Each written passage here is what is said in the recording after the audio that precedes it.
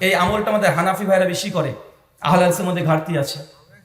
জি, এই 12 রাকাত সুন্নাত নামাজ হানাফি ভাইরা কন্টিনিউয়াসলি পড়ে। 12 রাকাত তো পড়ে আরো নফল নামাজ বসে বসে পড়ে কি পড়ে না, কথা বলেন।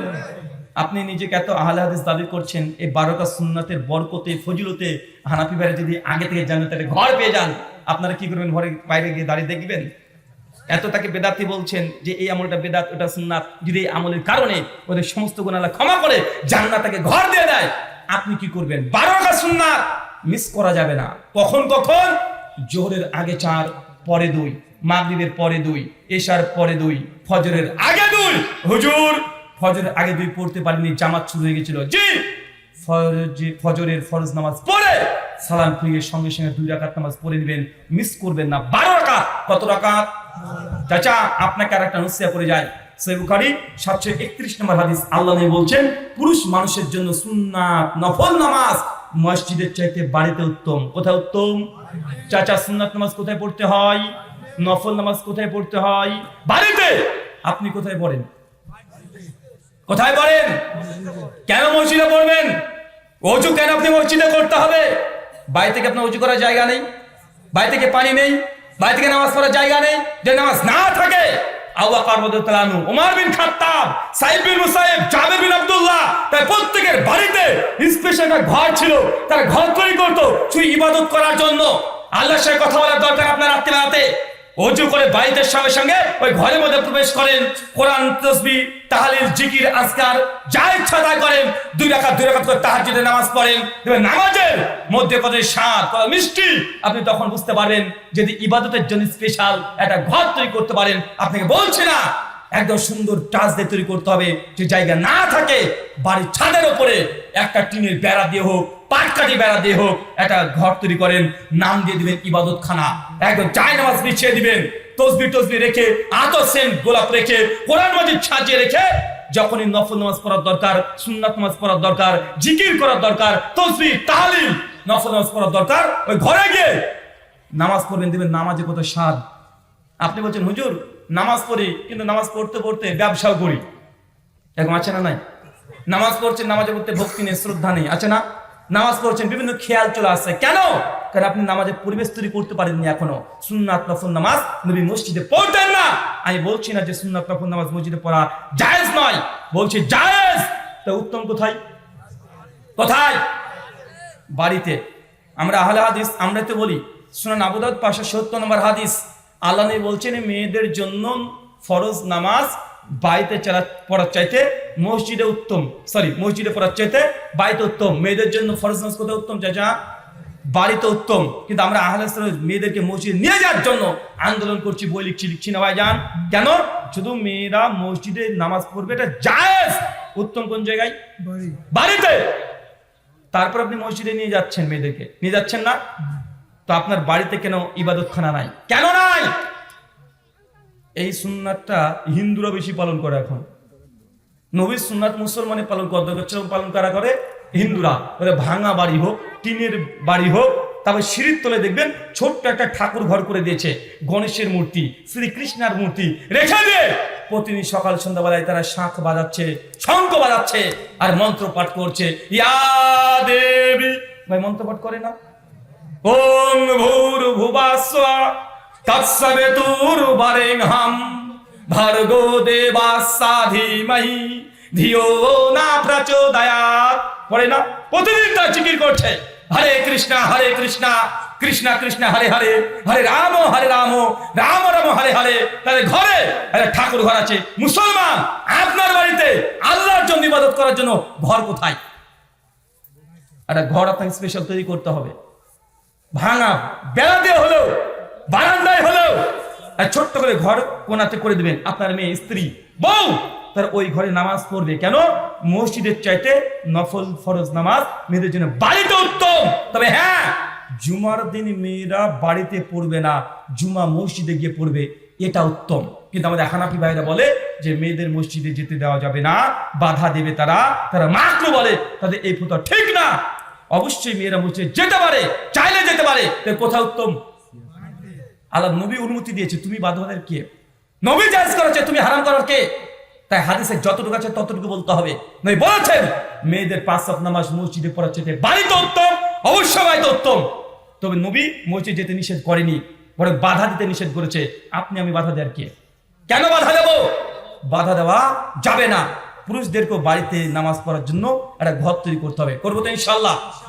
চাচা 3 নম্বর আমলটা কি বললাম? 12 রাকাত সুন্নাত। চলবে তো ইনশাআল্লাহ? 4 সুনান তিরমিজি 478 নম্বর হাদিস, আল্লাহ নবী বলছেন কেউ যদি ফজরের নামাজ পড়েছে, যায় নামাজে বসে আছে, অপ্রাসঙ্গিক কোনো কথা বলেনি, সূর্য উদিত হয়েছে ততক্ষণ তসবিহ, তাহলিল, জিকির, আজকার, কোরআন পাঠ এগুলো করতে থেকেছে, অপ্রাসঙ্গিক কোনো কথা বলেনি, সূর্য উদিত হয়েছে, এই নামাজকে কি নামাজ বলে? জাস্তির নামাজ। কেউ যদি 4 রাকাত পড়ে, কয় রাকাত? 4 রাকাত, নবী বলছেন বাইতুল ফিল জান্নাহ, তার জন্য জান্নাতে ঘর আছে। চাচা ফজরের নামাজ তো আপনি ঠিকই পড়েন জামাতে, কিন্তু নামাজ শেষ করে আপনি চায়ের দোকানে গিয়ে বসে হাকিমপুরি জর্দা দিয়ে পান খাচ্ছেন, জান্নাতে ঘর হবে? আচ্ছা না নাই কথা বলেন? আর একদম রাজনীতি কিভাবে হাসিনা পালিয়েছে সব চাচার মুখস্থ, একদম সব মুখস্থ, ইতিহাস, জীবন বিজ্ঞান, ভৌত বিজ্ঞান সব চাচা পণ্ডিত, বড় রাজনীতিবিদ। আচ্ছা না নাই কথা বলেন? কোন হুজুর কি করলো, কে কি করলো, সব চলছে। অথচ ওই সময়টা যদি মসজিদে বসে থাকতো, তসবিহ, তাহলিল, জিকির, আজকার, কোরআন পাঠ, তাহলে সূর্য উদয় হওয়ার সঙ্গে সঙ্গে 4 রাকাত নামাজ পড়তো, তার জন্য একটা জান্নাতে ঘর আল্লাহ রেডি করে রেখে দিতেন। কিন্তু এটা না করে দোকানে গিয়ে আমরা পণ্ডিতগিরি করছি। আছে না নাই? আছে। 5 নাম্বার আমল, এই আমলটা আহলে হাদিসরাই করে। এখানে হানাফি ভাইরা ঠকে গিয়েছে, ভুল বুঝেছে হানাফি ভাইরা। মুসনাদ আহমদ হাদিস 16103, আল্লাহ নবী বলছেন তুমি যখন নামাজে দাঁড়াবে, কাদের সঙ্গে কাঁধ, পায়ের সঙ্গে পা লাগিয়ে দাঁড়াও। সুনান আবু দাউদ 666 নম্বর হাদিস, তোমাদের দুজনের মধ্যে ফাঁকা বন্ধ রাখো, আমি দেখছি মাঝখান দিয়ে শয়তান ঢুকছে, কাঁধ সোজা করে দাঁড়াও।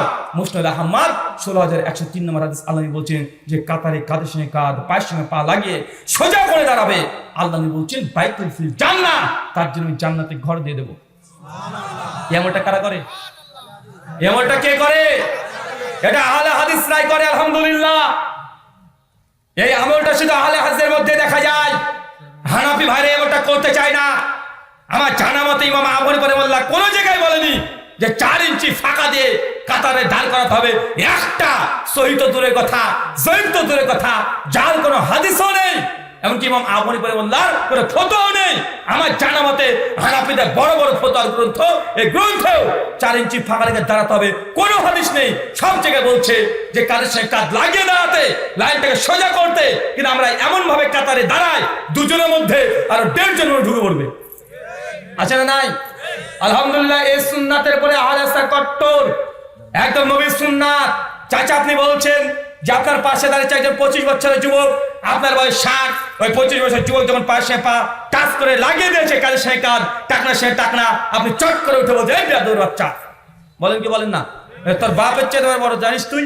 হ্যাঁ, তোর বাপ আমার ছোট, তুই জানিস? তুই পায়ে পরে পা লাগিয়ে দিয়েছিস, বেয়াদব কোথাকার। চাচা এটা বেয়াদবি নয়, এটা সুন্নাতি। এটা কি কথা বলেন? এই ছেলেটা সুন্নাত পালন করছে, ওরা আবার এক ধাপ এগিয়ে বলে আরে পায়ের সঙ্গে পা লাগিয়ে দিচ্ছে, কত বড় বিয়াদব, পা চেগায় দাঁড়াচ্ছে। ভাই বলে কি বলে না? আপনাদের বাংলাদেশের একজন হুজুর বলছে, আমি যখন এই হাদিসগুলো পেশ করি যে কাতারকে সিজা করতে হবে, কাদের সঙ্গে কাঁধ, পায়ের সঙ্গে পা লাগাতে হবে, ফাঁকা বন্ধ করতে হবে, কেন ফাঁক দিয়ে শয়তান ঢুকে, উনি তখন বলছেন এটাই যদি হয় তাহলে হাদিসদের যেন দাঁড়ায় তো 2 পায়ের মাঝে তো ফাঁক আছে, শয়তান ওই দিক দিয়ে যা আশা করতে পারবে না। কত বড় পণ্ডিত দেখেছেন? সুন্নাতকে অস্বীকার করার জন্য নিজের যুক্তি কিয়াসকে প্রাধান্য দিয়েছে। আল্লাহ বলেছেন একদম কাঁধের সঙ্গে কাঁধ, পায়ের সঙ্গে পা লাগাতে মাঝখানে ফাঁকা আছে, এ কথা নবী বলেনি। দুজনের মধ্যে যেন কোনো ফাঁকা না থাকে, যদি থাকে ওই শয়তান প্রবেশ করবে। হচ্ছে এটাকে তারা ব্যঙ্গ করছে, করছে না? ব্যঙ্গ করছে। আপনাকে আরেকটা কথা বলে যায়, মনে রাখবেন, এই যে কাঁধের সঙ্গে কাঁধ, পায়ের সঙ্গে পা লাগাতে যে কিয়াস পেশ করছে, এই হাদিসের বিরুদ্ধে গিয়ে এইভাবে নিজের যুক্তি দিয়ে কিয়াস করা কার কাজ? এই তাবিল করা কার কাজ? এটা ইহুদিদের স্বভাব ছিল। ওই সূরা বাকারা খুলবেন, 60 থেকে 85 নম্বর আয়াত পর পর আল্লাহ মুসা নবীকে বলছে, মুসা তোমার কওমকে বনী ইসরাঈলকে গিয়ে বলো তারা যেন কুরবানি করে। আল্লাহ নবী মুসা এসে বলছেন যে আমার কওম, আল্লাহ তোমাদেরকে কুরবানি করতে বলেছে। ইহুদিরা এত বদ, এত খাটাস, মুসা নবীকে বলছে সত্যি আল্লাহ বলেছে কুরবানি করতে? মানে প্রশ্ন করছে, সত্যি বলেছে? আরে নবী বলছে সত্যি বলেছে কুরবানি করতে। মুসলমান বলছে জি বলেছে। ইহুদিরা বদমাস খাটাস তখন বলছে, আচ্ছা তোমার আল্লাহকে জিজ্ঞাসা করো তো কি কুরবানি করব, গরু না ছাগল না দুম্বা? মুসা নবী তখন আল্লাহর কাছে জিজ্ঞাসা করেছে, আল্লাহ তখন বলছে, তার ওহী করে জানানো হচ্ছে যে কমকে বলেন গরু কুরবানি করতে। মুসা নবী তখন বলছে যে আল্লাহ জানিয়েছে গরু কুরবানি দেওয়ার জন্য। ইহুদিরা এতবার আল্লাহর বিধান মানবে না, এই জন্য পাল্টা প্রশ্ন করেছে, আচ্ছা গরু তো কুরবানি করব, কি রঙের করব? সাদা, কালো, কি কালার করব? চিন্তা করেছে মানে এরা আমল করবে না আল্লাহর আইনের বিরুদ্ধে। আল্লাহ যে আদেশ করেছে সেই আইন মানবে না, এই জন্য তারা ফাঁক ফোকর খুঁজে বেড়াচ্ছে। তো নবী মুসা বলে দিলেন এই কুরবানি, এই রঙের কুরবানি করতে আল্লাহ বলেছে। একটু পর ইহুদির বাচ্চারা এসে বলছে, হে মুসা তোমার আল্লাহকে জিজ্ঞাসা করো তো কুরবানিটা কি মোটা তাজা করবো না একটু শুকনা দিলেও হবে? কত বদমাশ দেখেছেন তারা, মানে আল্লাহর বিধান তারা মানবে না, নিজের কিয়াস যুক্তি দিয়ে আল্লাহ বিধানকে উড়ানোর চেষ্টা করছে। আমাদের বর্তমান সমাজেও কিছু মানুষ আছে সুন্নাত নিজের মাঝের বিরুদ্ধে থাকার কারণে সুন্নাতকে পদদলিত করে দিয়ে তার নিজেদের মাযহাব মানার জন্য তাগিদ দিচ্ছে, আছে না নাই?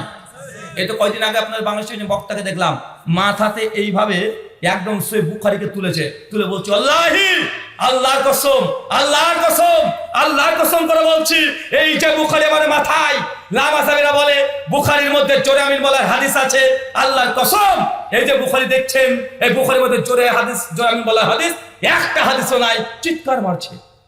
ভাই এই আলোচনা দেখেন নাই?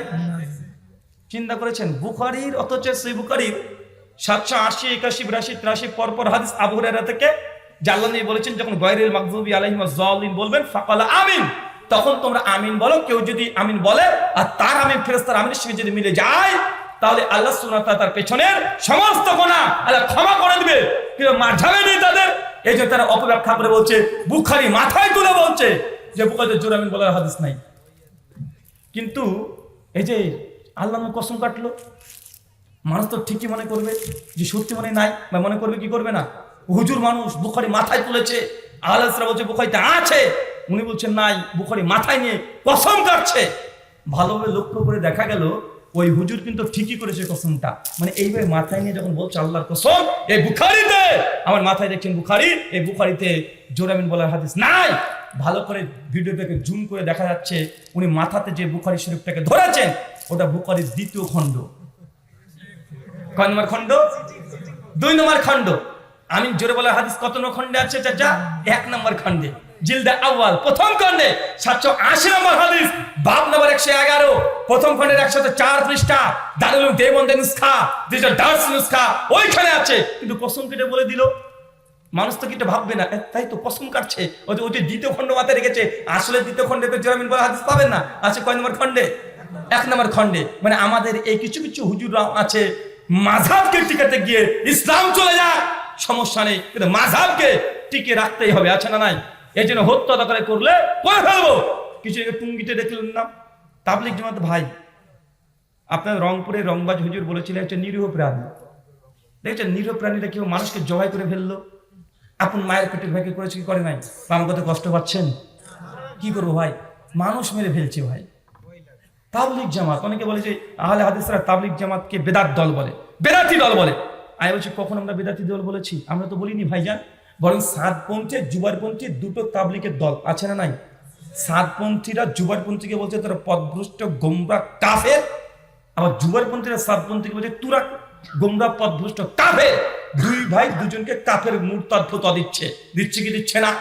আমার সাদা মনে কাদা নাই, আমি কারোর সঙ্গে দ্বন্দ্ব করতে চাই না। আমি দূর থেকে তৃতীয় পক্ষ বলেছি যে তুই বলছিস একে কাফের, এ বলছে তুই কাফের, আমি বলেছি তোরা দুই ভাই ঠিক বলছিস, যা তো দুজন না বলছিস, আমি তো দুজনের সঙ্গেই।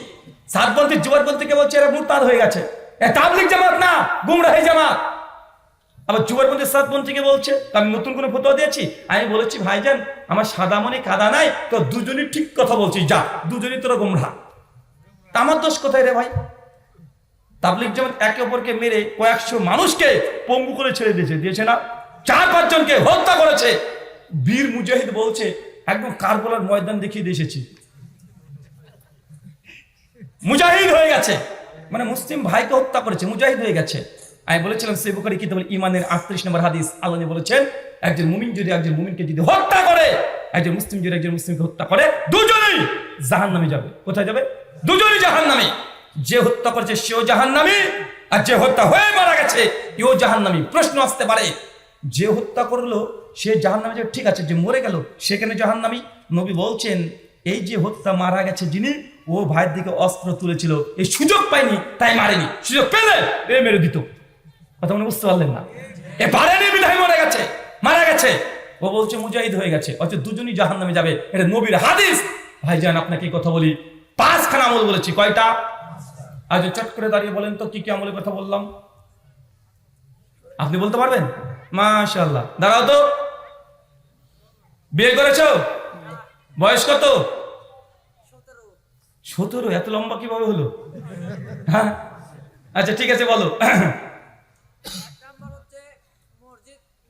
এক, মায়েরা মসজিদ নির্মাণ করা। কখনো যদি মসজিদের জন্য চাঁদা চাইতে আসে, 1 টাকা হলেও দিয়ে শরীক হবেন, খালি হাতে ফিরাবেন না। আমলের জন্য আপনার 1 টাকা হলেও মসজিদের জন্য থাকে, আল্লাহকে বলে আল্লাহ আমার এর চাইতে বেশি সামর্থ্য ছিল না, আমি 1 টাকা দিয়ে শরীক হয়েছি। খবরদার মসজিদের জন্য কেউ হাত পাতলে খালি হাতে ফিরাবেন না। পারবেন তো ইনশাআল্লাহ? 2, মাশাআল্লাহ, প্রতিদিন সূরা ইখলাস মানে সূরা কুল প্রতিদিন 10 বার পাঠ করতে হবে। মেয়েদেরকে বলি, মায়েদের উদ্দেশ্যে বলি, 10 বার সূরা ইখলাস এটা মিস করা যাবে না। রান্না করতে করতে হলেও পড়ে ফেলতে হবে, সবজি কাটতে কাটতে হলেও এটা পড়ে ফেলতে হবে, থালা বাসন মাজতে মাজতে হলেও পড়তে হবে। একটু সময় দেন, খাসভাবে সময় দেওয়ার প্রয়োজন নেই। চলন্ত কাজ অবস্থায় পড়লে আপনি এই ইবাদত আপনার আমলনামায় লেখা হয়ে যাবে ইনশাআল্লাহ। 3, প্রতিদিন 12 রাকাত সুন্নাত নামাজ। মায়েদের উদ্দেশ্যে কাল থেকে আপনার হাজবেন্ড স্বামীকে বলে দিবেন আজকে থেকে 15 মিনিট জোহরের খাবার লেট করে হবে। কেন? সুন্নাত নামাজ পড়বো। মেয়েরা নামাজ পড়ে না সুন্নাত, শুধুমাত্র রান্না বান্না কাজ করার জন্য করেছে। আছে না নাই? কথা বলেন, আছে না নাই? স্বামীকে ডাইরেক্ট বলে দিবেন যে তোমার তো সংসার করছি, তোমার ঘর করছি ঠিক, কিন্তু আমার আসল ঠিকানা আল্লাহর কাছে জান্নাতে ঘর দরকার, কিন্তু তোমার সংসারের সামাল দিতে গিয়ে আমি সুন্নাত নফল নামাজ পড়তে পারি না। আজ থেকে তোমাকে 10 মিনিট পরে খাবার দেবো। কেন? জোহরের আগে 4 পরে 2 রাকাত সুন্নাত আছে, এটা পড়তেই হবে। আপনি পড়বেন টোটাল 12 রাকাত নামাজ কন্টিনিউয়াসলি পড়তে হবে। মায়েদেরকে জান্নাতে ঘর পাবেন ইনশাআল্লাহ। অবশ্যই বাপ যারা আছেন আপনারা পড়বেন, আপনারা ভাবেন যে মায়েদের জন্য বললাম, মানে ওদেরকে নাম না ধরে বললে না ওরা গল্প করতে ব্যস্ত থাকবে, বলে বুবু এই যাই হোক ওটা ওই সিরিয়ালটা এরকম হয়েছে, ঈদ তো চলে আসলো, এই সামনে রমজান মাস আসছে, এই করবো, মানে গল্প চলবো ওদের মধ্যে। চলে না ভাইজান? কেন বলেন তো? ওই যে সকাল থেকে 6 লক্ষ শব্দ তৈরি হয়েছে মাথায়, কোথায় ব্যবহার করবে? জালসা দেশে ব্যবহার করবে, ওরা জায়গা নাই তো, তাই এখানে এসে করবে, কিছু বলার নেই ভাই।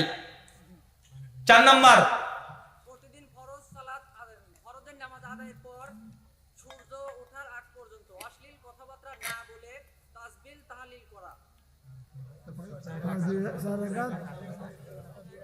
দাঁড়ান, 4 রাকাত হচ্ছে 4 রাকাত চাস্তের সালাত। মাশাআল্লাহ, উনি কিন্তু একদম হুবহু শব্দগুলো নকল করে বলে দিচ্ছে রে ভাই, এ তো মেমোরি কার্ডের মতো বলছে। আলহামদুলিল্লাহ, প্রতিদিন চাস্তের সালাত 4 রাকাত খাস আমল। এটা আপনার কি বলেন তো ভাইজান? খাস আমল। এই আমল দিয়ে আল্লাহর কাছে দোয়া করেন, আল্লাহ এটা সে তোমার সন্তুষ্টির জন্য আমি এটা করি। কাউকে বলার দরকার নেই, আপনার নিজস্ব আমল। বান্দার যদি কোনো নিজস্ব আমল যদি খাস থাকে, খাস গোপন আমল যদি থাকে, বিপদে পড়লে ওই আমলটাকে সামনে রেখে আল্লাহর কাছে দোয়া করবেন, আল্লাহ দিলে খুব দ্রুত দোয়া কবুল করে নাই। সহিহ বুখারী 2234 নম্বর হাদিস। ওই যে 3 জন সাহাবী রাস্তাতে চলছিল, ঝড় বৃষ্টি চলে আসলো, পাহাড়ের মধ্যে পড়ে গেল। ঘটনা জানা আছে না? জানা আছে তো? তাদের গোপন নেক কাজকে ধরে তারা দোয়া করেছিল রবের কাছে, ডিরেক্ট ডাইরেক্ট আল্লাহ তার দোয়া কবুল করে নিয়েছে। করেছে কি করে নাই? তাই এমন কিছু নিজের খাস একটা আমল থাকতে হবে, যেটা আমল নফল আমল, কিন্তু আপনি নিজের জন্য খাস করে নিয়েছেন। এই খাস আমলের জন্য আল্লাহর পক্ষ থেকে প্রতি মুহূর্তে আপনার বরকত আসবে। ডক্টর জাকির নাইককে প্রশ্ন করেছিলাম যে স্যার আপনার গোপন আমল কি আছে, মানে খাস খুশুস আমল কি আছে? উনি বলেনি, কিন্তু জেনে রাখবেন কোন মানুষের সফলতার পেছনে নির্দিষ্ট খাস একটা আমল বড় ভূমিকা রাখে। হয় কেউ বেশি বেশি কোরআন পড়ে, মানে কোরআনের প্রতি তার টান বেশি, প্রতি 2 ঘন্টা 3 ঘন্টা একটু সময় পেলে কোরআন পড়তে শুরু করে দেয়। বা কেউ আছে অতিরিক্ত নফল নামাজ পড়ে, কেউ আছে তাহাজ্জুদ গুজার, তাহাজ্জুদ নামাজ পড়ে, কেউ আছে সুন্নাতের পাবন্দি সহকারে সুন্নাত পালন করে, কেউ হচ্ছে নবীর সুন্নাতকে মানে এত ভালোবাসে হৃদয় থেকে, যে কোনো অতিরিক্ত এক্সটার্নাল তার একটা যে কোনো নফল সুন্নাত নামাজের প্রতি ভক্তি আছে, যেটা গোপনে এমন ভাবে তার হৃদয় লেগে থাকে যে এই জন্যই আল্লাহ সুবহানাহু ওয়া তাআলা দুনিয়াতেও তাকে সফলতা দান করে। কি আছে দেখাচ্ছে যে জামাত মিস করে না, খাস যে কোনো মূল্যে ব্যবসা হোক না হোক যাই হোক জামাত মিস করা যাবে না। এর মাসে আছে না নাই? এই খাস আমলগুলোতে আল্লাহর পক্ষ থেকে বেশি বরকত আসে, রহমত বেশি অর্জন হয়, রহমত দিয়ে আল্লাহ পূর্ণ করে দেয়। আল্লাহ আপনাকে দুনিয়াতেও কামিয়াবি করে দিবে, পরকালেও এই আমল দিয়ে কামিয়াবি করে দিবে। তাই দুনিয়াতে যত মস্ত বড় বড় আলেম ওলেমা আছে, এমনকি বেধর্মীদের মধ্যে দেখবেন, বেধর্মী যারা আছে যা সব বলে গেছে, ওদের মধ্যেও দেখবেন খাস কিছু নির্দিষ্ট তারা আমল করে আছে।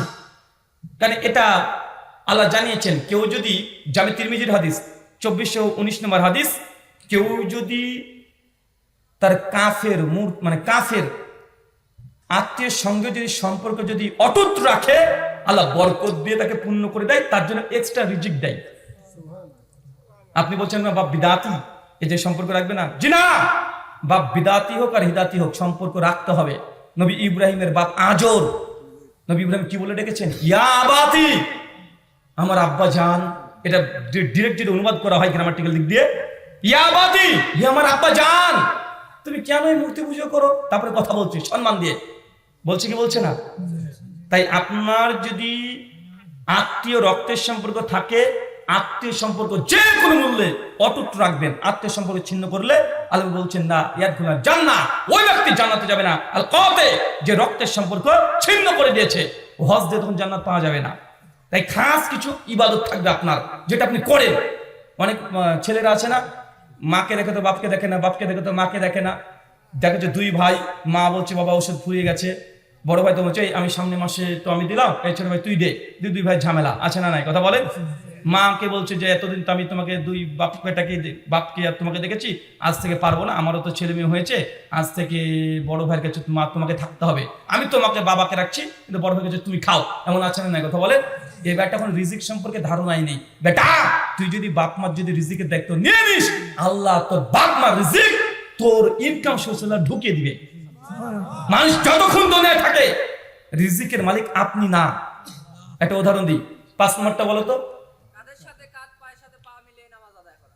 মাশাআল্লাহ, কাদের সঙ্গে কার পাশে পা লাগিয়ে কাতারকে সোজা করে দাঁড়ানো। আলহামদুলিল্লাহ, বসো বসে বলো। আমার কাছ থেকে একটা হাদিয়া নিয়ে যাবে, আমার একটা বই যার সময়, ঠিক আছে? একটা হাদিয়া নিয়ে যাবে। শেষ কথা আপনাকে বলি, রিজিক চাচা আপনাকে বুঝতে হবে, বিশেষ করে ছেলেদেরকে রিজিকটা বুঝতে হবে।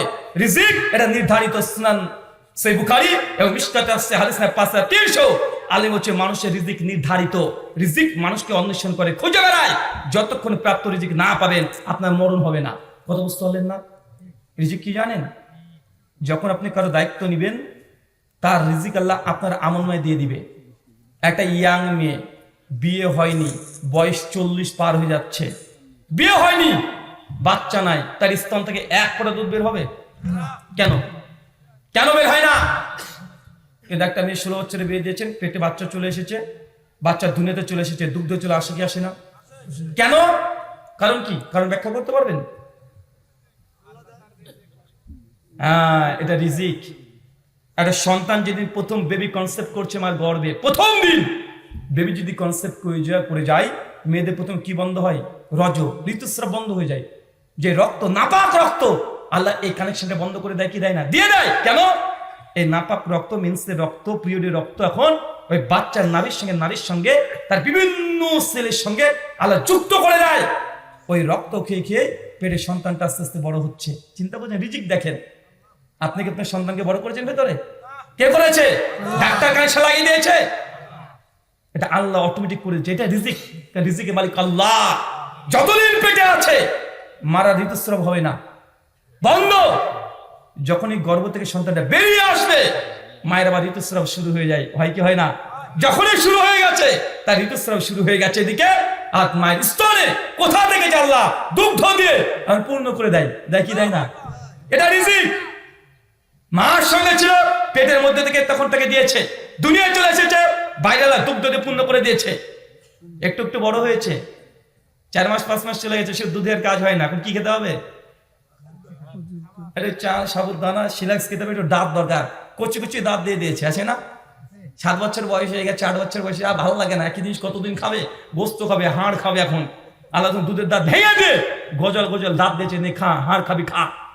রিজিকের মালিক কে? আল্লাহ। আপনি বুঝতেই পারেননি, বাপ মার দায়িত্ব যদি আপনি নিয়ে নেন, আপনার বাপ মার যে একটা নির্দিষ্ট আল্লাহ রিজিক দিয়েছে, কিন্তু সে এখন ইনকাম করতে পারে না, এই রিজিকটা আল্লাহ তার বেটার মাধ্যমে আল্লাহ ঢুকিয়ে দিবে। বাপ মার দায়িত্ব নেন, আপনার রিজিক বাড়বে। একটা প্রশ্ন করি, যারা বিয়ে করেছেন তাদের কাছে প্রশ্ন, বিয়ে করার আগে আপনার ইনকাম বেশি ছিল না বিয়ের পরে ইনকাম বেশি হয়েছে? কার কার বিয়ে করার পরে ইনকাম বেশি হয়েছে একটা হাত তোলেন তো। মাশাআল্লাহ, হাত নামান। অনেকে হাত তোলেনি। আচ্ছা, কে কে বিয়ে করনি বাবা তোমরা একটু হাত তোলো তো দেখি। এগুলো মিসকিন, সব গরিব। হাত নামান। যদি বাপ মা যদি বলে যে তুই তো ইনকামই করিস না, বাপ মাকে বলে দেবে হুজুর বলেছে, শেষ কথাটা শুনিয়ে দিবে। যদি নিজের ইজ্জতকে হেফাজত করার জন্য যদি বিবাহ করো, আল্লাহ কোন দিক দিয়ে রিজিক দিয়ে দিবে আপনি নিজে বুঝতে পারবেন না। কেন? আপনার বউ এখন আপনার শ্বশুর বাড়িতে আছে না নাই? মানে এখনো বিয়ে হয়নি, মানে যে মেয়েটা আপনার বউ হবে ও কিন্তু বাপের বাড়িতে এখন আছে। এখন ওই মেয়েটার যে রিজিক আছে সে কি ইনকাম করছে না? আল্লাহ তার বাপের আমলনামায় দিয়েছে। কার আমলনামায়? বাপের আমলনামায় দিয়ে দিয়েছে।